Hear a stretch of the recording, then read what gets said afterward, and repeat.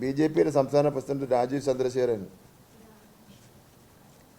പ്രസ്ഥാനത്തെ മുന്നോട്ട് കൊണ്ടുപോകാനാകാതെ വിഭ്രാന്തിയിലാണ്. ഇപ്പോൾ ബി.ജെ.പി മുന്നോട്ട് വയ്ക്കുന്ന ആശയങ്ങളും കേരളം ഒരിക്കലും സ്വീകരിക്കില്ല എന്ന് അദ്ദേഹത്തിന് വ്യക്തമായി കഴിഞ്ഞു. അയാൾ ആദ്യം തിരുവനന്തപുരം കോർപ്പറേഷൻ പിടിക്കുന്നതിന് വേണ്ടിയാണ് അദ്ദേഹം പരിശ്രമം നടത്തിക്കൊണ്ടിരിക്കുന്നത്. ഞാൻ ഇപ്പോഴേ ശ്രീ രാജീവ് ചന്ദ്രശേഖരനോട് പറയാം, അങ്ങ് എന്ത് വിചാരിച്ചാലും തിരുവനന്തപുരം കോർപ്പറേഷൻ പിടിക്കാൻ പറ്റില്ല എന്നുള്ള കാര്യം ഞാൻ അങ്ങേക്ക് ഒരു ഉപദേശത്തോടു കൂടി പറയാൻ വേണ്ടി ഞാൻ ആഗ്രഹിക്കുകയാണ്.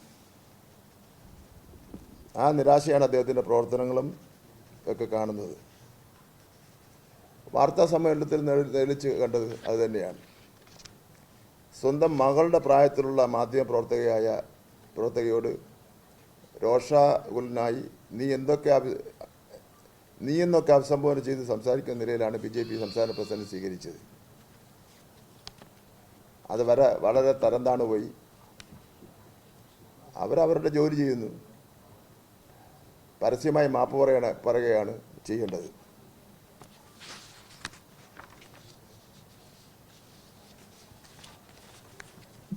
രാജീവ് ചന്ദ്രശേഖർ എപ്പോഴും സംസാരിക്കുമ്പോൾ ഗവൺമെൻറ്റിനെതിരായിട്ടായിരുന്നാലും മറ്റു ഏതെങ്കിലും രാഷ്ട്രീയ സ്റ്റേറ്റ്മെൻറ്റ് നടത്തുന്ന സമയത്തായിരുന്നാലും ഒരു ഭീഷണിയുടെ സ്വരത്തിലാണ് സംസാരിക്കുന്നത്. ഇത് കേരളമാണെന്നുള്ളവർ ഇതുവരെയും ബോധ്യപ്പെട്ടിട്ടില്ലേ എന്നുള്ളൊരു സംശയം എനിക്ക് അക്കാര്യത്തിൽ ഉണ്ട്. ഇനിയെങ്കിലും അദ്ദേഹത്തിന് ബോധ്യപ്പെടണം എന്നുള്ളതാണ്. മറ്റു പല സംസ്ഥാനങ്ങളിലെയും മാധ്യമപ്രവർത്തകരെയൊക്കെ ചിലപ്പോൾ ഇതുപോലെ വിരട്ടാനും ഭീഷണിപ്പെടുത്താനും ഒക്കെ കഴിയുമായിരിക്കും പല സാഹചര്യങ്ങളുടെ അടിസ്ഥാനത്തിൽ. കേരളത്തിൽ പ്രയാസമായിരിക്കും ആരായിരുന്നാലും.